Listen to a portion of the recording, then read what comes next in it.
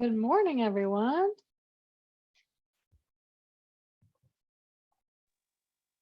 Hey, good morning, all. Can everybody hear me okay? A second here. I can hear you, Bruce. Can you hear me? Yes, Heather, I can hear you There I just am. fine. Great. In. I'm here too, but I'm trying to, I don't ever use this, so I'm trying to figure out how to get my camera on. The social media queen doesn't know how to use No, I had to Zoom? have my What? kids help me figure out if I even had Zoom on here. I'm bad. You don't have to have your camera on if you don't want to. People can Oh. see your name. So Okay. if for some reason you're just not able to get it, don't We'll worry. manage. Okay, I'll be back in a minute. No problem. Bruce, I have you on my get back in touch with Bruce list for, I don't know, about a month now, 2 months now. I understand. No, I I haven't- understand. I haven't forgotten about you. I've been keeping myself busy too. Yeah. I figured as much. Do you have kittens right now? I can't remember. Yes, I do. Hang on. Oh, yay. Oh, I didn't even think about the fact that we would have kittens probably in the webinar with us, right?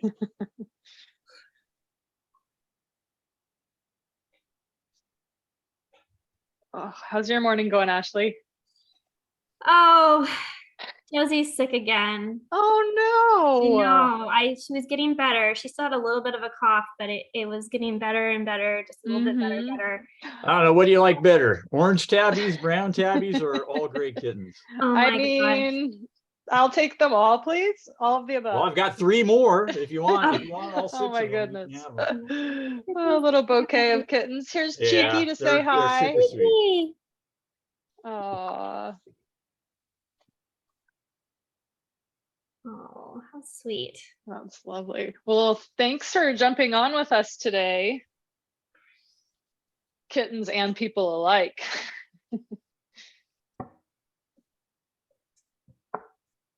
No one had I the think other. you're muted, Laura. We can't Oh. hear you.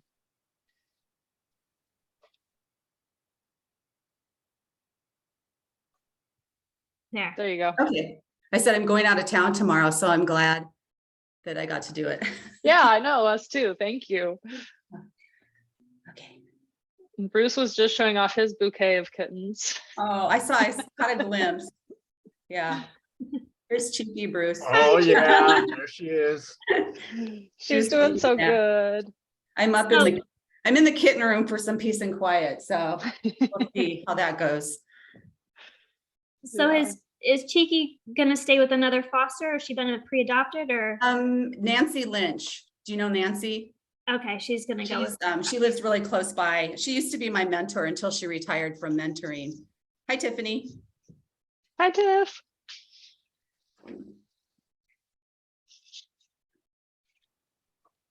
And I think in my email to you all, I'd mentioned kind of just during the Q&A portion, kind of throwing questions out there and letting people pop in and answer them if they felt like it worked for what they knew. But I think just to keep things less chaotic and a little bit more organized, I might throw to particular people instead. So, you know, if we get a question, I'll say, hey, Bruce, can you take this one? Or just so you know that we've changed that up a little bit. Okay. Can we pass if we don't know the answer? Of course. Yes. You better not, because my answer is do whatever Laura DeVore does. I do what my daughter shows me how to do. Well, I'll tell If you. I didn't that- have her, I wouldn't have an account. So That definitely, you know, the desire, the time, and interest is a big piece of it all. So, yeah. well, yes, absolutely. Feel free to pass. And of course, if you have something to add, feel free to jump in, even if, you know, specifically, because it won't necessarily be that Ashley thinks you're the only person that knows the answer, but just to make sure everybody gets a little bit of airtime and just to make it a little bit smoother so people aren't talking over each other or no one answers and then it's awkward. We thought that might be a little easier to delegate that a little bit more. Oh, it's a new Zoom picture in the post attendee Zoom screen that always just stays up on my screen. Really exciting stuff going on over here. I think I'm just a sec. I need to get rid of the crinkle paper that's in here. That could get noisy. Yeah, they will.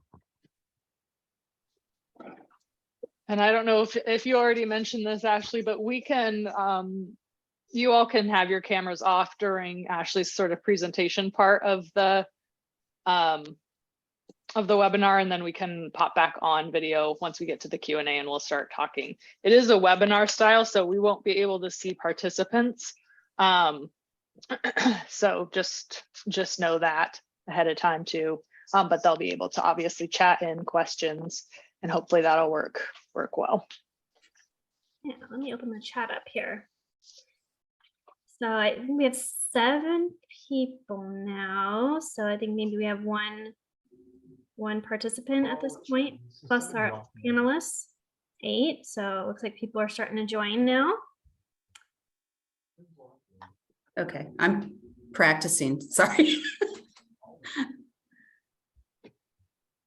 Yeah, so if you're just joining us, To do that, have just our name rather Yep. than our face. Okay. sure. I'm gonna Yeah, keep it I like think that it'll for just now. I don't wanna- perfect. If you're just joining us as an attendee, welcome. See, Crystal and Amy are here, and Mary's here, Nice. and we'll get going in a few minutes. Aha, I see. Nice.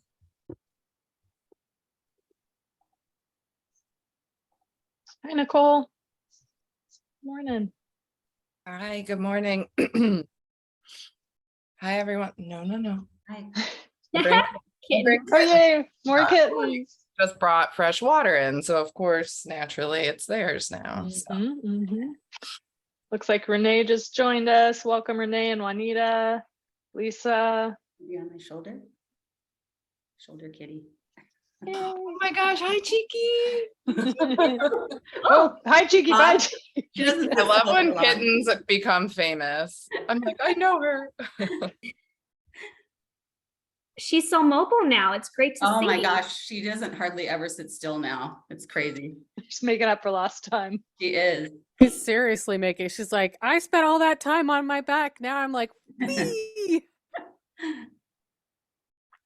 All right. Well, it's 10 a.m., but we'll probably wait another couple minutes. Let a few more folks joining and participation. So thank you to everybody who's on for the panel, and of course everybody who joined this morning to watch too. And it is being recorded, so there'll be a version for folks who couldn't make it, or if you just really love the show and you want to rewatch it again and again. Well, why not? There'll be some kittens on the video. So That's right. who wouldn't want to see that twice? Mhm.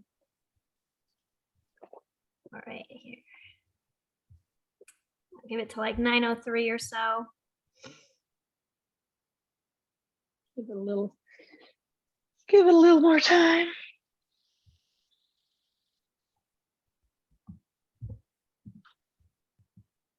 Looks like today's going to be a nice day, so that's great.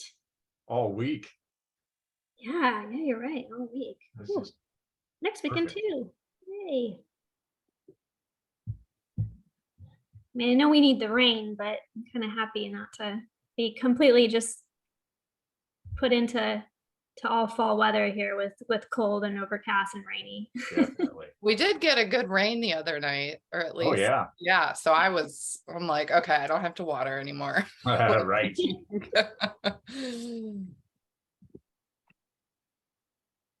You know, there's a zoom setting on here on the video. It says, touch up my appearance. I've got it on super high. It doesn't seem to be helping for me.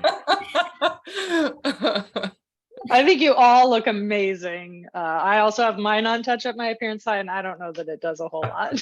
Wait, is this a Whoa. real thing? As like a Photoshop element through Zoom. I'm assuming it just like smooths out my forehead wrinkles or something. I don't know. Oh my gosh, that's I'm hilarious. looking for I it. need to find this. I know, that's what I'm looking for it, but I'm sorry. Like, oh, I've never heard of That's this. what I'm doing. Looks like a couple more folks have joined us for attendees. So welcome to Susan and Cone.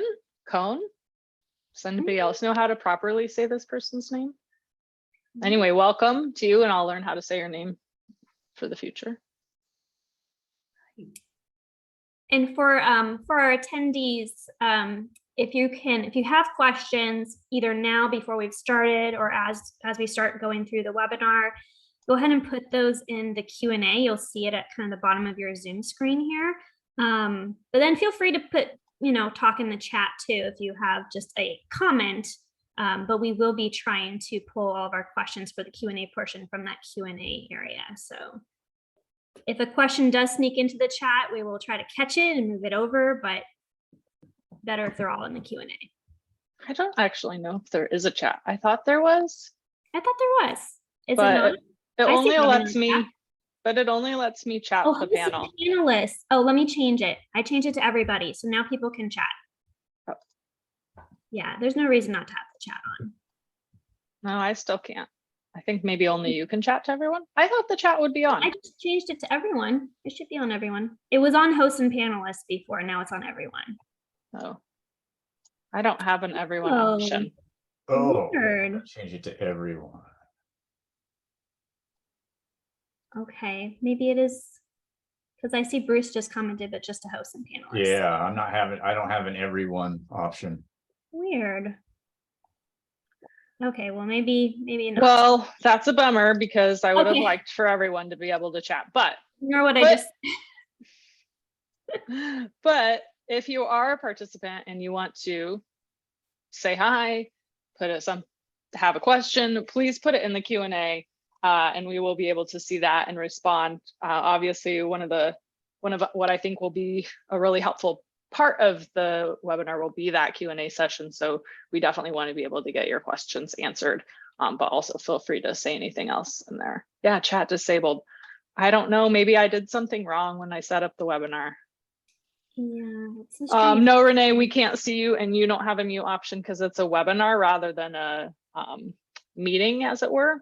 So, which we thought would be easier, but now appears like it might be a little more difficult. So I apologize. That was my decision / maybe bad idea. But Okay.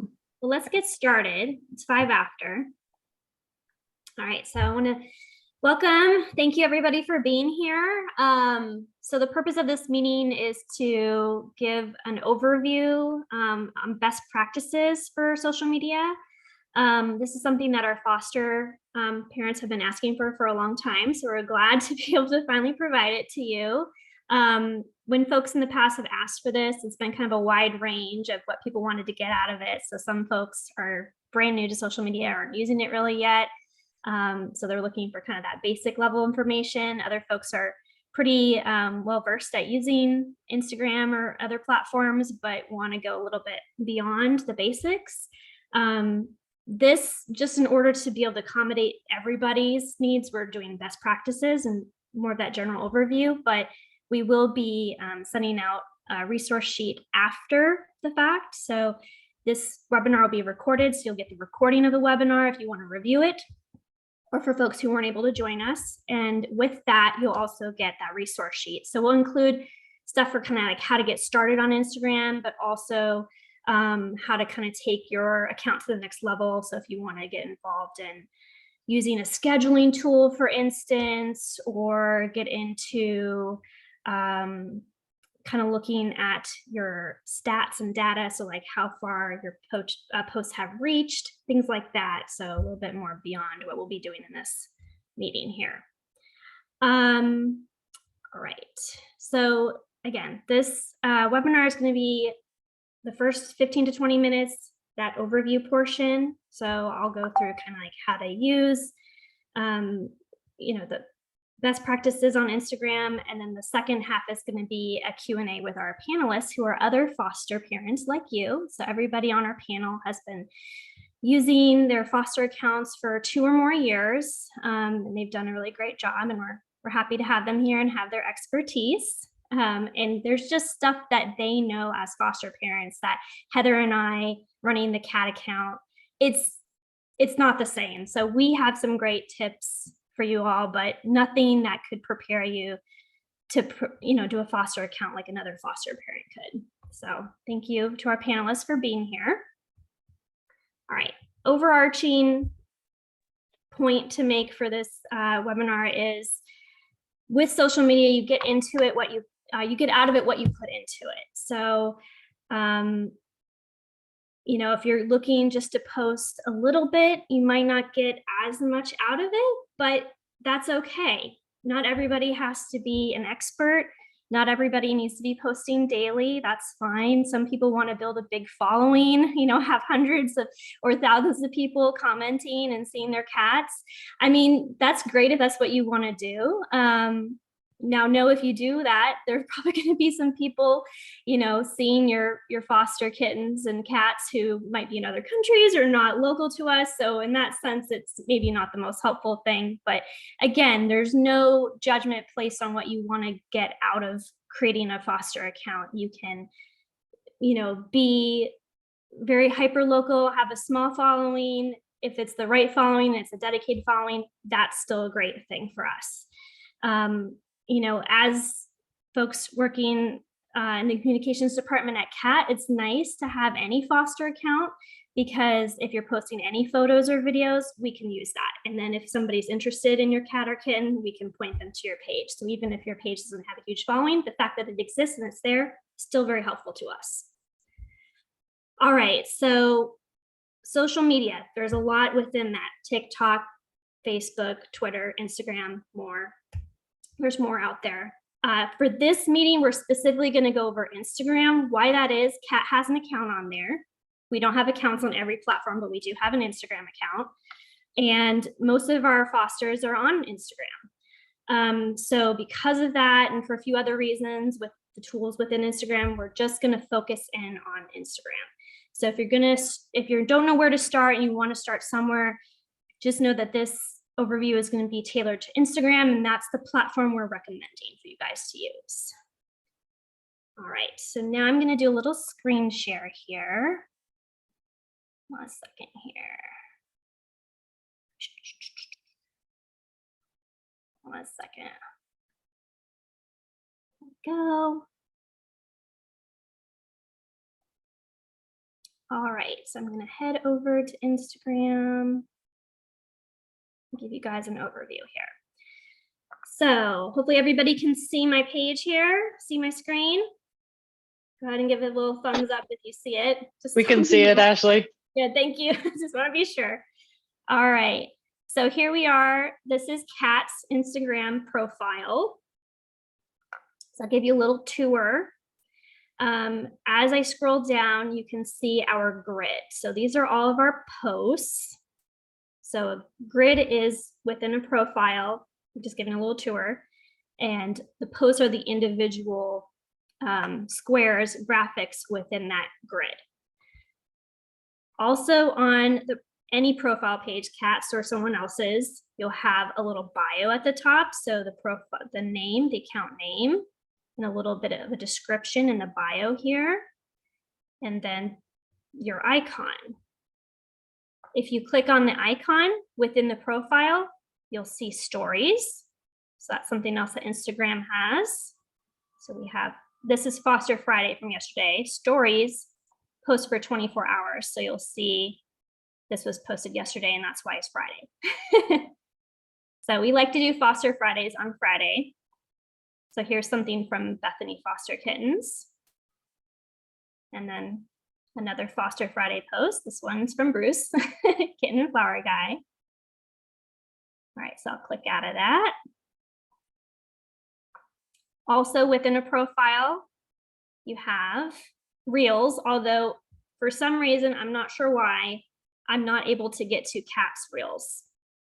I can on my phone, the Instagram app on my phone I can, but for some reason on the computer here, I'm not seeing Reels. But if I go to someone else's page, so for instance, Laura here, I can see her Reels.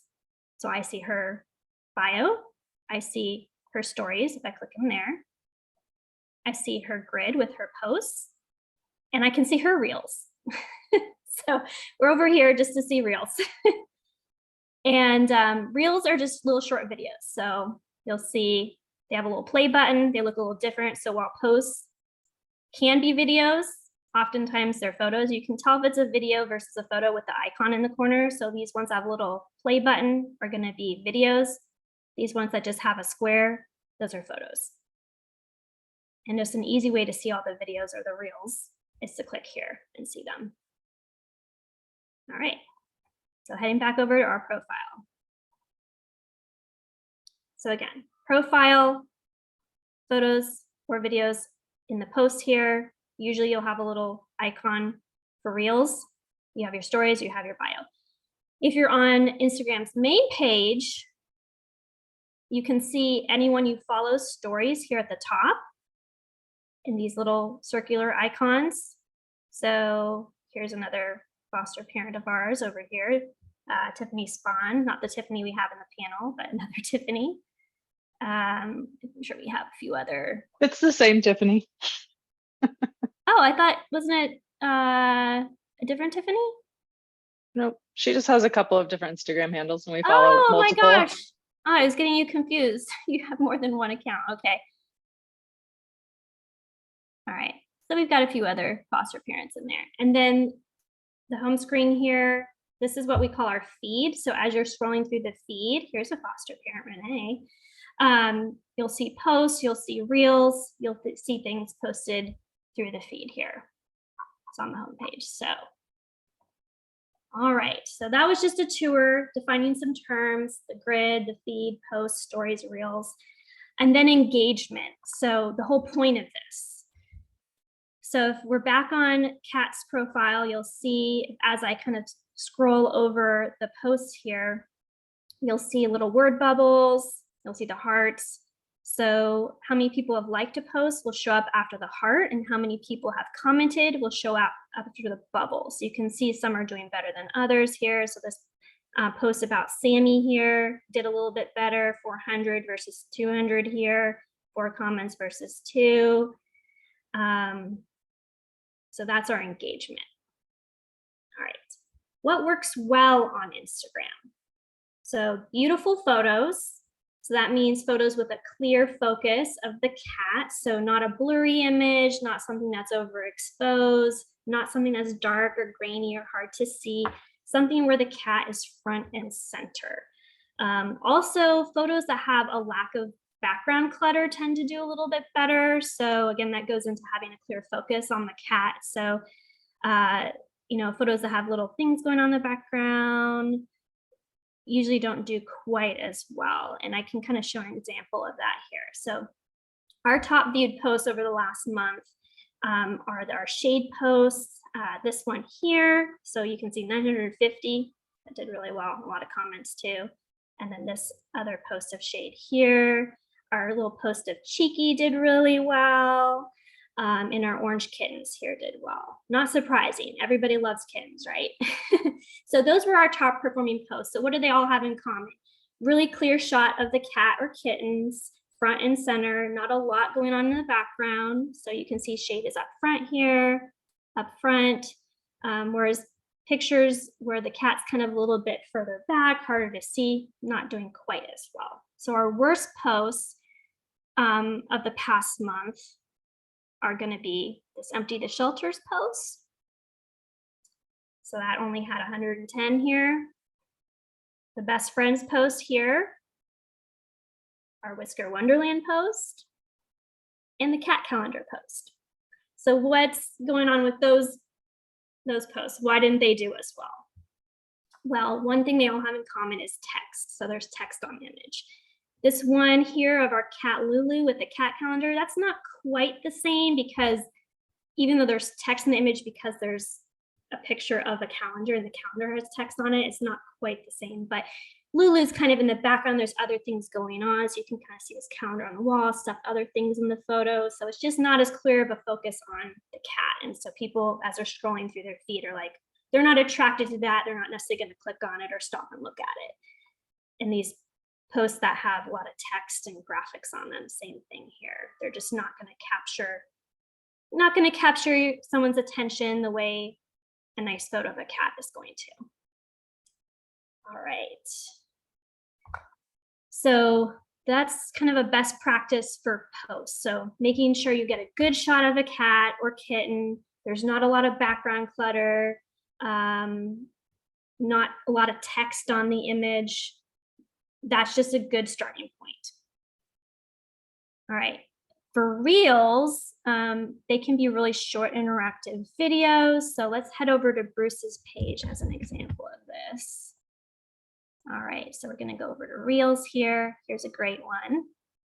All right, so Reels, they're short interactive videos. They can be really casual, just kind of a behind the scenes look. So showing your cats or kittens playing, kittens nursing, just anything that's happening during the day. If your cat's learned a new fun little quirk or behaviors, getting into like mischief, anything that's going to be kind of fun. And it doesn't have to be overly produced. This can be really casual, easy, fun little videos. Another thing I love about this video in particular is we have a bunch of other fosters commenting. So here's a foster, another foster, another foster, another foster.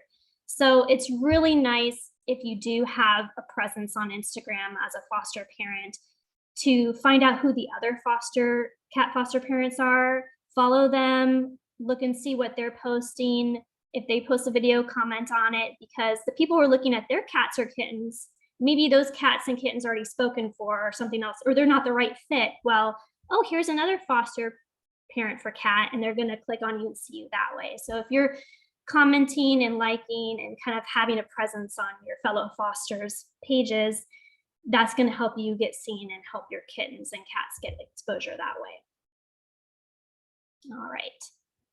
So then best practices for stories, we're going to pop over to Laura's page over here. So again, we can click on a story through this icon here. All right. So stories are a little different. So they can be a mix of videos or photos. And forget what I said when I was talking about best practices for posts and not having a lot of text on images. With stories, you can kind of get away from that. So stories are more interactive. Again, they're only up for 24 hours. So with that, you can be a little bit more fun and have little fun elements on it. So you can see text here. This with the @ symbol means it's a tag. So these are two kittens who were Laura's foster kittens and have been adopted. So their new owner is being tagged here. They have an account for the kittens. So that's a fun thing. If we click over to the next slide, there's a video. And again, there's a little bit of text on there, and that's fine. Love that. So cheeky. Here's a couple pictures. And I'll click out of this. Yeah. So those are fun. And if I go over to Kat's page and show you again our stories, another thing that you can get with stories are these interactive elements. So for instance, this little slider here, oops. Other interactive elements that are within stories, other than just text elements, are quizzes and polls, you know, what the weather was, the date. So there's a lot of things you can do within stories that are really fun. And again, don't worry too much if this is getting a little bit overwhelming. We can include the how-to of this in that resource sheet. So don't like rack your brain about, like, what is that element and what do I need to remember to do that? You don't need to remember any of this. This is just an overview. Okay. So overall, I said in the beginning that, you know, with social media, what you put into it is what you're going to get out of it. That is true, and not everyone has to have a huge following on Instagram as a foster parent, but there is something to be said for having kind of a minimum level of commitment. So we'd like to say if you are going to be posting, if you have the ability to post at least 2 or 3 times a week, that's kind of a minimum. If you're going to be creating an Instagram account and you can really only post once a week or less, it's just not really enough to have people following you. They're not going to see you. You're not going to pop up in their feed, and you might just drop off and not get enough exposure and attention. So it might not be worth it at that point. But again, 5 hours a week, if you can do 2 to 3 2 to 3 posts a week, 5 hours, that's fine. And that's consistent enough, I think. So interactions, people, once they see that you're on here and you're a foster parent, people are going to be commenting on your posts and your reels. They might message you. So it is important to respond to that. So if people have questions, we'd like to say I would say within a day or two. So you might not need to post every 2 or 3 days. You might only need to post a couple times a week, but you should still be checking in on your account and seeing if people have commented and messaged you. It's not really good customer service if, someone comments and then you're getting back to them, 3, 4, 5 days later. So I'd say make sure to respond promptly to folks. Storytelling, that's an overall thing with all of this. That's really important. So while you can have a foster account and, say you pick up a cat named Buddy and you create a post about Buddy. Oh, Buddy is my new foster cat. Here he is. And then there's one more post like, oh, Buddy's been adopted. That's great. But at the same time, think about telling a story about Buddy. So you can show yourself picking Buddy up from the shelter. You're in the car. He's back in the carrier. Oh, here we are at home. He's exploring his safe room. Oh, here he is a couple days later. He's getting a little bit more confident and eating his food. And oh, now he's playing with me. Oh, look how funny he is. And he's learned this little quirk and he figured out how to get up onto the window ledge here. So you can kind of just expand rather than just, here's my foster cat, they're available for adoption. Just think about expanding that into several posts. That way people keep coming back, they're more excited, they see a little bit more about that cat's personality. It's just more fun and engaging. So an example of that, I will show Tiffany's page. And I'm going to the right page here. Yes, the foster page. So one thing I love that Tiffany's done here, so here you can see here the cat's in a car in the carrier, still coming home, learning different tricks, doing some funny things, little quirky things. Love that. Oh, and here's a cat getting adopted. So showing, somebody coming and picking up, a goodbye post. That's always nice to show the full journey of a cat. So from the time you pick up a cat to the time when they've been adopted and showing their new owner, being proud and holding them. So it's kind of a full scale story that way. And that just keeps people coming back because they're excited to kind of see, oh, what's happened next with the kitty. And there's some fun little behind the scenes videos here too, which is kind of cute. All right, some important things you can do for us as a foster parent on Instagram. Make sure you tag us in your posts, reels, stories, if possible.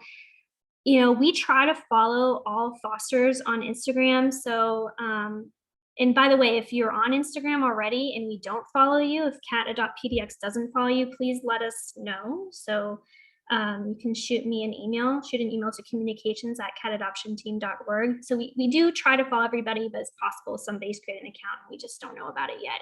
Let us know so we can follow you. If your page, if you're posting things, again, reels or posts, we can share those. We might not see it. Again, I try to, look through a few times a week and see what people have posted and share it out.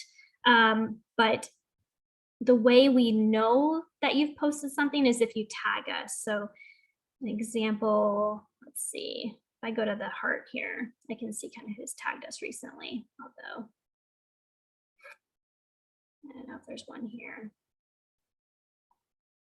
So tagging us would just be, so tag, okay, we might not have been tagged in this one, but again, this will be in the resource sheet, so don't worry about knowing what it means to tag us, but just know that you do need to. Tagging us is a good idea. So you just want to tag @CatAdoptPDX in your posts, in your stories, then we see it. So that's great. You can use the Cat Alumni hashtag is another thing. So if your cat or kitten has been adopted and you're posting about either, an adoption post like when they've been adopted or something after the fact. So say an adopter reaches back out to you and shares an update and you get their permission to share that out on your profile, use the Cat Alumni hashtag. So we sometimes will share Cat Alumni stories. So here's one that we shared. So here's the Cat Alumni hashtag right here. So that's a good one. So that's another one to use. So tag us, use hashtag Cat Alumni. Tell your adopters to use the Cat Alumni hashtag if they're posting about their cat that they've just adopted. You can share stuff from us. So while you can post about your own fosters in your stories, you can also share stuff that Cat's doing. So it's not exciting necessarily, but when we have things going on like Empty the Shelter or Whisker Wonderland's coming up, you know, you can share that with your people. And that way, I mean, they might not see it otherwise, but it's important for people to know that we have, you know, fundraising activities or special adoption events coming up. They might not know about it otherwise. So if you share us, we'll share you. It's kind of a back and forth relationship there. All right. And then another good thing to do, important, is to let people know, let us know, and let people following you know that you are a foster parent for cats. So again, in your bio, so here's Nicole. So right here, I can see Nicole fosters and rescues. Here's her, I believe, resident cats, I'm assuming.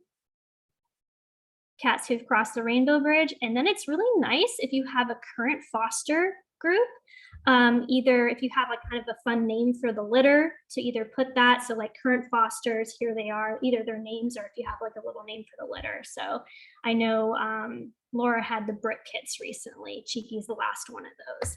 And of course, Nicole has the Top Gun litter. And then the other important thing in your bio, let people know that you're a foster parent, but who you foster for. So you are a foster parent for Cat, and you can tag us in your bio. So that's great. And that way people can see right there who you're fostering for, and they can click back to our profile. Excellent. Love that. All right. So we're already on our profile. Yeah, so hopefully I didn't miss anything there as a general best practices and overview, but has anyone got any questions? I'm gonna go ahead and stop sharing my screen here so I can see our Q&A and our chat. All right. Yeah, I just want to apologize again that I didn't somehow or another turn the chat off, because I do think that's making it a little bit more difficult for our attendees to jump in. But please do use that Q&A button at the bottom, even if it's not a question, to chat in to us, because we don't have that chat functionality available, which apparently I set a setting up and disabled it, which I did not intend to do.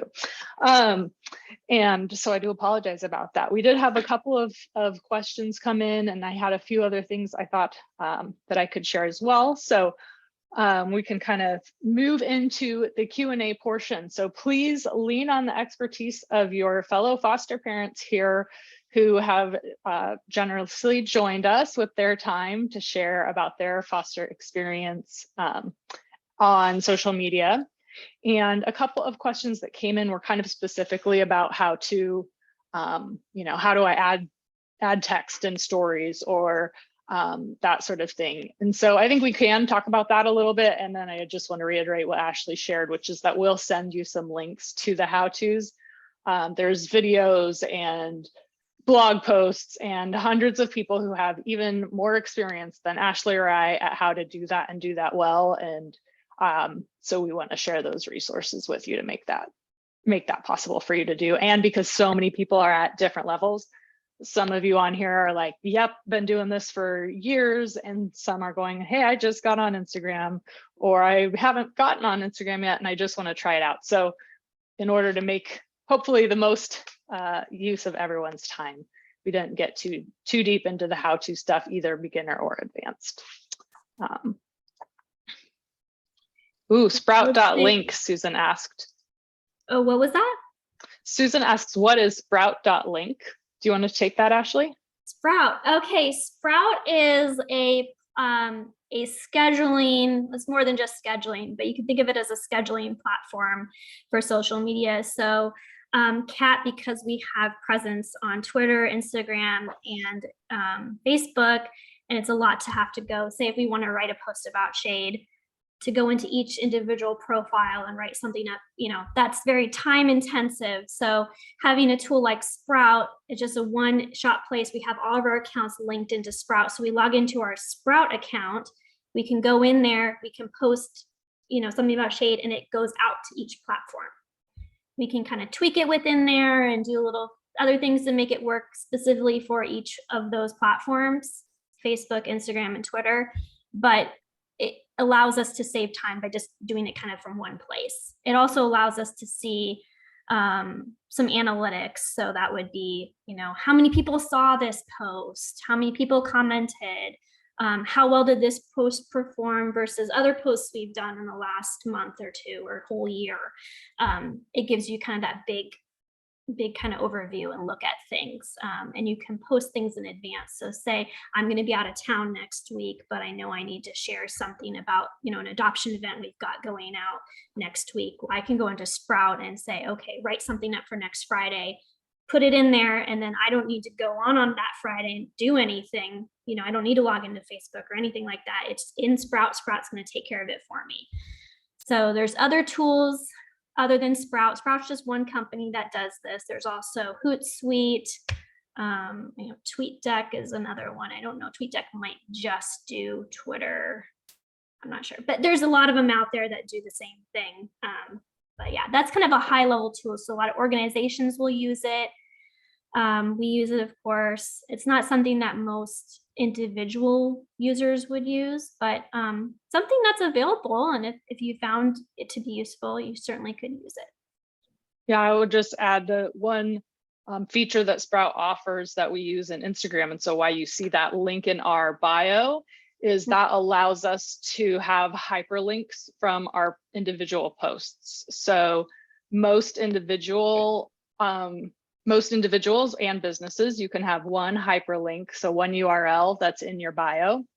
And so if we want to send somebody to the calendar order form, and I also want to send them to our adoption page, and I also want to send them to information about Whisker Wonderland, that Sprout.link allows me to have multiple hyperlinks available to people who click to see those. So I hope that also helps maybe answer that question. And we will include, you could use Sprout or Hootsuite, or there are others, like Ashley said, as an individual, it can be helpful if you're, especially if you're really posting a lot. And there are free versions if you're just using it as an individual, or there are pretty inexpensive versions. But it's definitely not something that most people need. It's more for organizations or like influencer level Instagram profile individuals.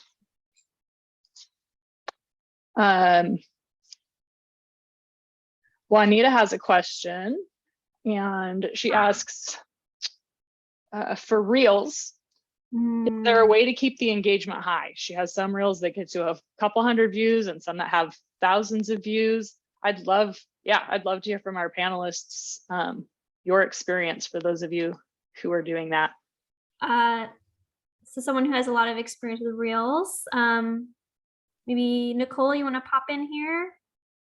Sure. And by no means am I an expert, but I love making reels so much. Only cat reels though.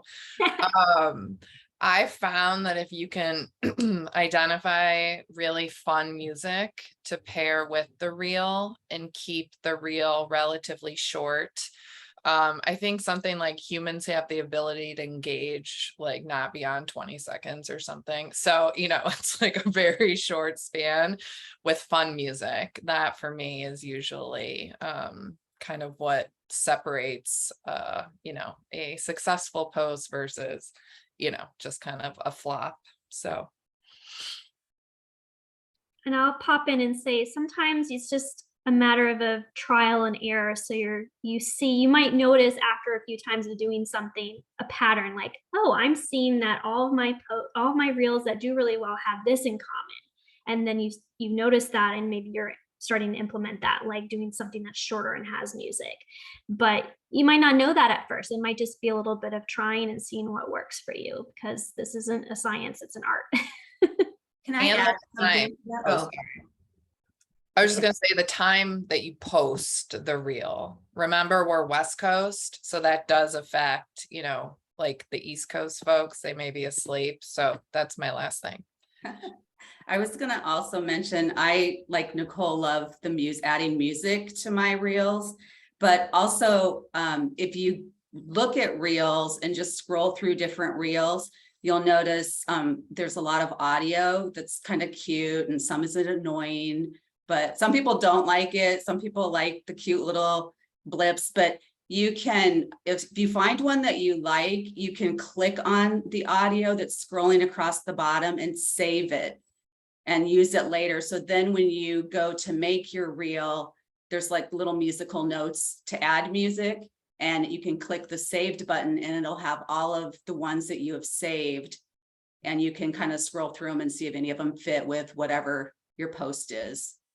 But I like the music too, though. Those are fun. So that's it.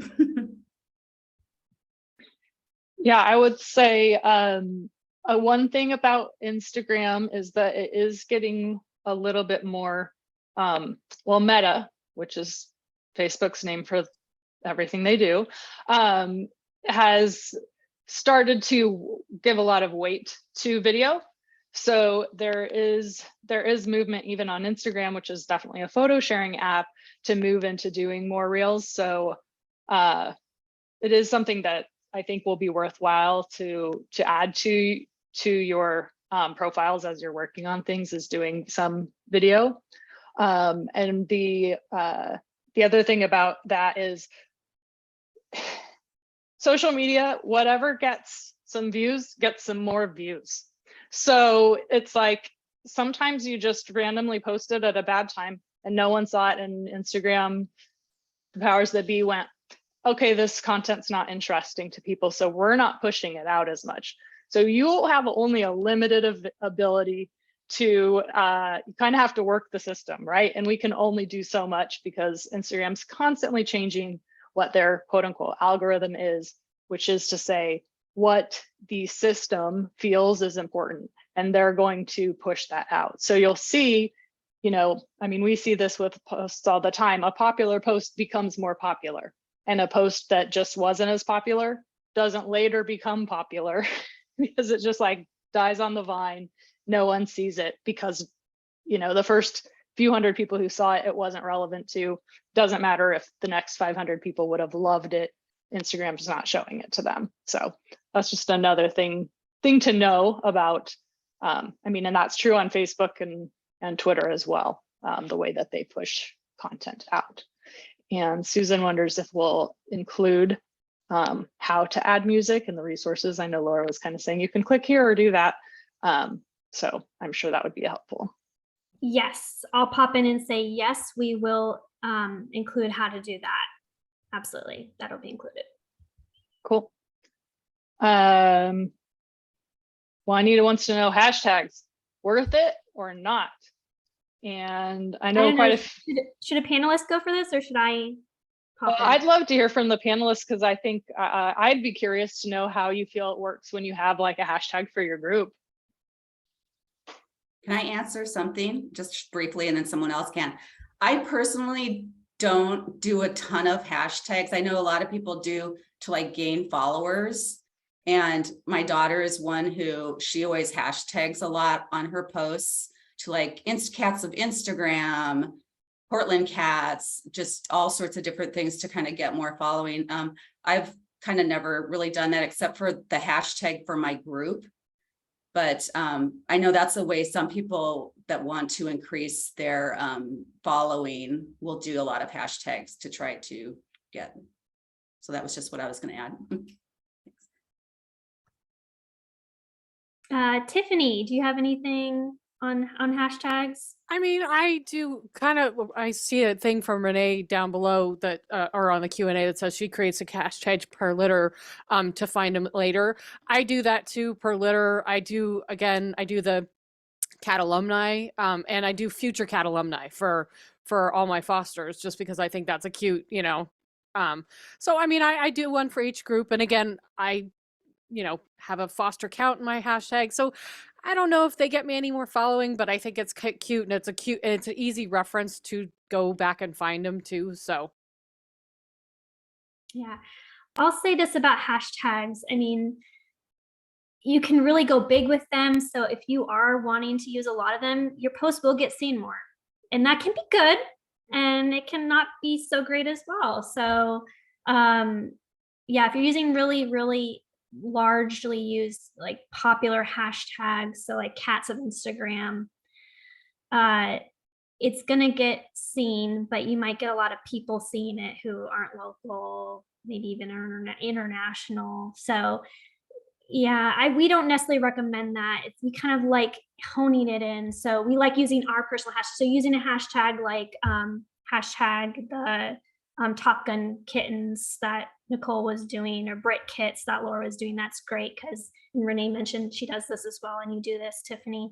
It helps people organize, kind of keeping that litter. So if someone's seen your post about a specific litter of kittens, and then they want to follow those kittens, then they can follow those kittens that way through that hashtag. And using other hashtags like our cat specific hashtags like cat alumni is great. Those are very specific. Even PDX cats, that's a good one, because you're going to have people who are local who are following that, and we like local people because they can be our adopters, right? So like to be a little bit more thoughtful about which hashtags you use. You can use some of those bigger popular ones, but I would try to keep it to a minimum, because you might get a lot of views from people who just aren't really going to be, potential adopters. So The other thing I would say about hashtags is that in the beginning of Instagram, they were really useful because there weren't that many people posting.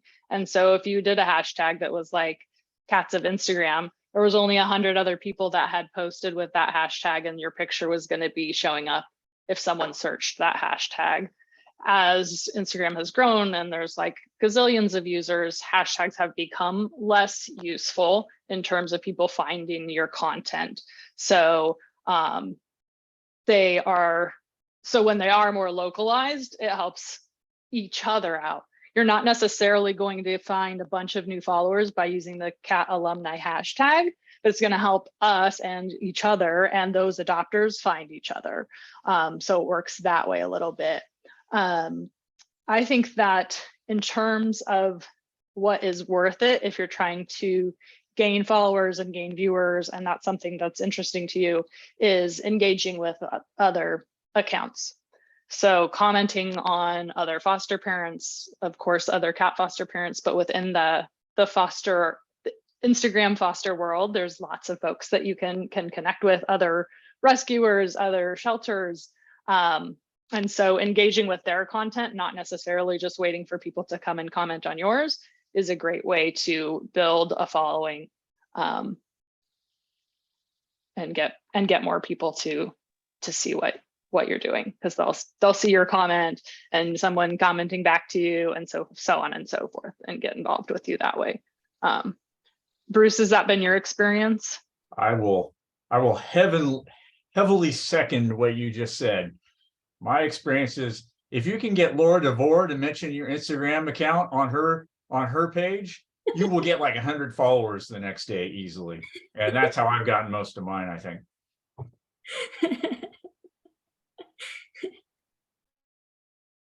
Yeah, and to that point, there's nothing wrong with having a lot of followers or international followers of building that following. It's just not required for you to be able to be successful in placing your fosters, or to be helpful to cat adoption team to find you and share you out as well. If we share your tag, you might get a few more followers, probably not 100. But we can all do that. That's part of it, is supporting each other, just like we do in so many other ways within the foster program. Doing that online builds each other up and builds up the organization awareness for CAT. More people that want to get involved in fostering, all of that gets all tied together.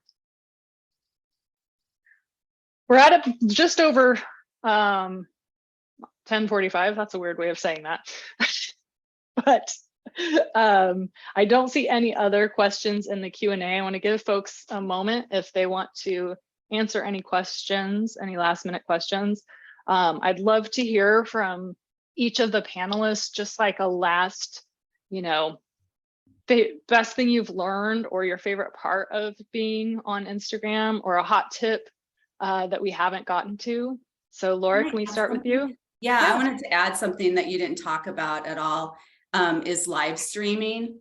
And I know Yes. some fosters live stream. I try to do it when I have a popular litter. I try to do it like once a day if I can. But especially, I think it especially helps get people watching that are interested in adopting. And it's almost like a meet and greet every day. Now that we're doing virtual meet and greets with the pandemic, I'm still doing virtual ones, but they can see the kittens actually engaging with each other. And it's not like when you have the people come over and they're scared and hiding in the corner. They can see the kitten growing, and if it's sick or if it's getting better. And so live streaming is kind of fun, and you can save the live stream. So if you only have 2 or 3 people watching while you're doing a live stream, you can save it and it'll be a post, and then people can watch it that are, you know, on the other side of the country or whatever, or the world. I don't know. I have a lot of international followers that like to watch live streams.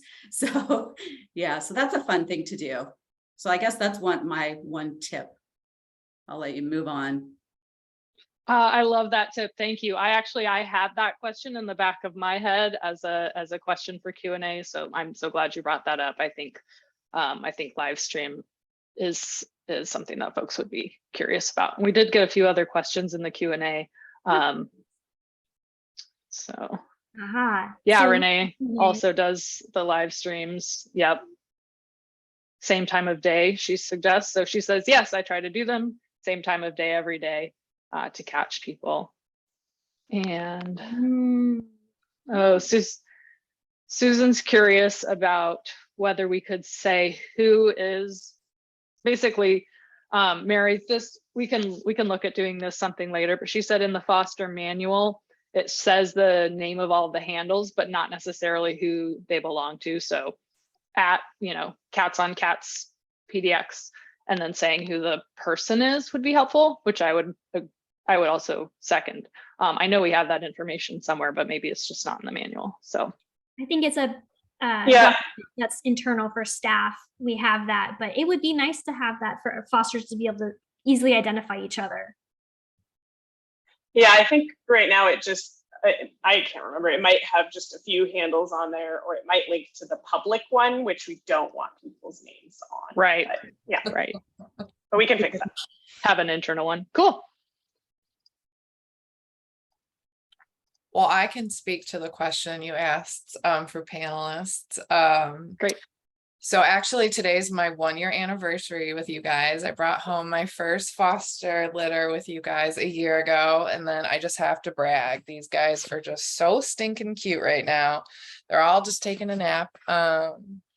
But I think, you know, one thing I've really enjoyed is connecting with the other fosters. I think we all know how isolating this can be if it's midnight and your kittens are having poop explosions and they're sick. Poor Tiffany gets more text messages from me about, you know, my cats have giardia now, you know, or hookworms, tapeworms, we've seen it all. But just knowing, you know, that like with Cheeky, everything Laura had to go through, I'm sure waking up to messages of support meant a lot, because that was really scary. We didn't know. So I think having that connection amongst fosters, and then just seeing how we work together to get each other's kittens adopted, like it's just such a remarkable community. So I know for me, I don't care about the followers, I don't care about the likes, but just feeling connected. And then of course, you know, the kittens are a nice bonus also. But I also just want to offer, for those of you who are not familiar with social media, like I kind of taught myself, and sometimes it's really straightforward and user friendly, but oftentimes it's not. So feel free. I'm happy to like spend time with someone doing little tutorials on stories and reels, especially because once you know how to do it, it's so fun. It really is. So feel free to reach out to me. Always here to help people make cat videos. So I'll add something just that Ashley said about checking your DMs. I do make a point of that, and that's actually how Sammy got adopted. Their folks DM'd me. But I've gotten a lot of folks that I think just by being really nice and kind of customer focused in my DMs that just reach out, because I get a lot of DMs about like, do you have cats available? I'm like, are you not looking at my page? But just like referring them back to the website and almost having like a canned statement of like, if somebody reaches out, because I know Laura gets a lot of like, do you have kittens available? Having kind of canned statements that you can just, copy and paste to DM back to somebody so that you don't have to spend a lot of effort doing that. I think that would be one of my tips. And then the other thing that I know most of us are really good about, but particularly when you're getting into stories and video, doing captions, because a lot of people watch without without audio. So music is great and it's a great thing, but like having your captions on your videos so that people can read along, and then that might actually prompt them to actually turn on the sound. So and it's just it's a great way to be accessible. Again, it's kind of going another step. I do that also on my pictures. I'll put an image description on my pictures too. So just those are my thoughts for peppering my experience. So let me pop in and go off of what Tiffany just said. So DM, for those who don't know, that's direct message. That's what that means, direct message. And that's like your email inbox within Instagram. So nothing public. They're not commenting on your photo. They're not commenting on your reel. They're messaging you privately, but you will get lots of messages eventually, especially if your account becomes well-known and popular. And Kat's account gets this all the time. We get lots of really things that if they were looking at the page, their question could probably be answered by just kind of looking. But, it's good just to be respectful, to save time, have those canned responses just so you're not, wasting time saying the same thing over and over and over, but still trying to be prompt in answering people's questions, because you never know who's going to turn out to be the next adopter. And so it's good to have that good customer service. And also for accessibility, again, it's kind of a little step beyond. It's extra work, it's an extra effort, but yeah, if you have the ability to do captions on videos, that's great. Kat, we've started doing image descriptions on our posts for people who use screen readers and other devices like that. So it's definitely something to look into and something we can include in our resources for you guys. Yeah, that was a question that was in the Q&A. Renee asked, how do you do captions? So we can include some information in the follow-up resources for doing that, Renee.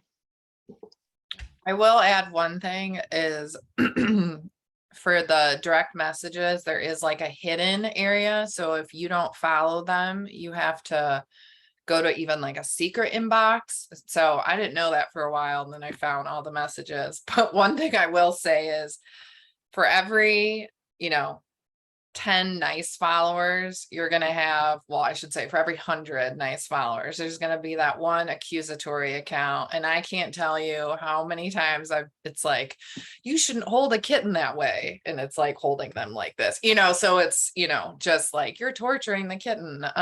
So just know that comes with the territory. Block them, don't even engage. So even though you want to. Thank you. Another good tip, because you will get folks who have something to say about what you're doing or desperately want you to keep all of your foster kittens. So I guess that your house would just be full of 1 million foster kittens. I'm not sure. But I know that comes up a lot too. And it can be hard, and it can be kind of frustrating. Even if it's like the 500th time someone said that, it can still kind of hit you in the, just hurt your feelings. And so it does take a little bit of a thick skin to be online, as we know. Folks can be less kind, but we can treat them with kindness, and we can block them. It's a very easy and effective way of not having to. You don't have to feed the trolls, as they say. So Juanita just said that she got one who wasn't understanding, I guess, the role of the playpen. She gave the reason why, and now they're an engaged follower. So again, go into interactions with people with an open mind. Don't assume the worst intent of folks. You might be able to turn them around. mm-hmm. Thank you. Bruce, how about a hot tip or your favorite part of being part of the Fostering Online, whatever you want to share here before we Well, go? I realize that I'm a terrible Instagram person because compared to the rest of you, I'm a rookie. Even though my real job is a computer nerd programmer, I don't do hardly any social media at all. But I did started Instagram a couple of years ago because it seemed like that's where everybody wanted to see pictures of kittens. So I had no choice, basically. I'm also a web accessibility expert, so I will push the accessibility part of whatever the other people were saying about. I never listen.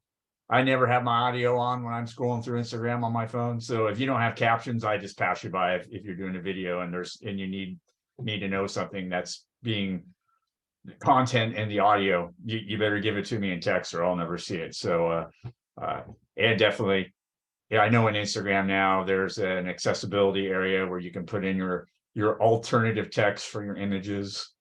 You can use that, or you can just put it in your little caption that you're writing as well too, either one. So I will push I appreciate people doing that. I just do my Instagram. I will say, actually, I probably average almost, I think I've had like 4 or 5 litters this year so far. And I think almost everyone except the first one, I have actually gotten an adopter through a direct message. So it does happen. So definitely, that's, so to me, that just proves right there that Instagram is probably worth it. But really, I just do it because I like it. I like posting pictures of my kittens and my flowers. By the way, if for anybody who doesn't know, I'm kitten and flower guy on Instagram. But definitely the kitten pictures get tons more reactions than the flowers for whatever reason.